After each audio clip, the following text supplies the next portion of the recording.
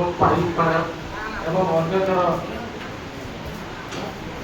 ହେମନ୍ତ sir ଏବଂ ବାରିକ ବାବୁ Tapan sir ଉପସ୍ଥିତ ଆଜି ସଭାରେ ଏବଂ ସମ୍ମୁଖରେ ବସିଥିବା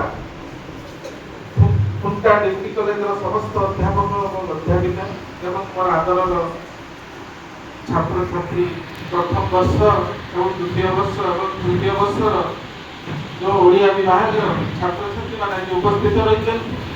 ସମୟ ଅତିକ୍ରାନ୍ତ ହୋଇଯାଇଛି କିନ୍ତୁ ତଥାପି ପିଲାମାନଙ୍କର ଉତ୍ସାହ ଏବଂ ତାଙ୍କର ଯେଉଁ ଭଲ ପାଇବା এই কলেজ প্রতি এই কলেজକୁ ସେମାନେ 3 ବର୍ଷ ଧରି ଭଲ ପାଇଛନ୍ତି ଏବଂ 3 ବର୍ଷ ମଧ୍ୟରେ ଦେଖୁଛି ଓଡ଼ିଆ ଡିପାର୍ଟମେଣ୍ଟ ସବୁ କଲେଜରେ ମାନେ ଭରପୁର। ଆମ କଲେଜରେ ବି ସେଇଭଳି ଓଡ଼ିଆ ଡିପାର୍ଟମେଣ୍ଟକୁ ଫୁଲ୍ ଫ୍ଲେଜ୍ ସିଟ୍ ହେଇଯାଉଛି।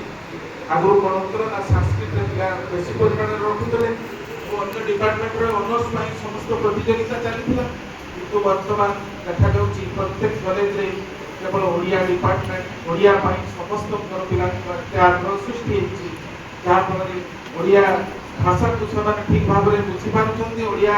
ଓଡ଼ିଆରେ ସେମାନେ କ'ଣ କରୁଛନ୍ତି ନା ପ୍ରତ୍ୟେକ ବର୍ଷ ଡିଷ୍ଟିଂସନ୍ ଫାର୍ଷ୍ଟ କ୍ଲାସ୍ ସେମାନଙ୍କୁ ଦେଖୁଛି ପ୍ରତ୍ୟେକ ମାର୍କ ରଖୁଛନ୍ତି ଯାହାଫଳରେ ପ୍ଲସ୍ ଟୁରେ ମଧ୍ୟ 96 ପର୍ଯ୍ୟନ୍ତ ଆମେ ମାର୍କ ଦେଉଛୁ।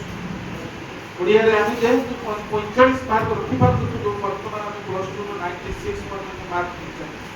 এইভাবে পাঠ ହେଇଯାଇଛି ଖାଲି ପିଲାମାନେ ଟିକେ ଯଦି ତାକୁ ପଢ଼ିବେ ଏବଂ ଠିକ୍ ଭାବରେ ପଢ଼ିକି ତାକୁ ଟିକେ ବୁଝିପାରିବେ ଏବଂ କିଛି ଅସୁବିଧା ନାହିଁ ପିଲାମାନଙ୍କ ପାଇଁ ଏତେ ସହଜ ହେଇଯାଇଛି। ଆମେ ଯେତେବେଳେ ପାଠ ପଢ଼ୁଥିଲୁ ବହି ନଥିଲା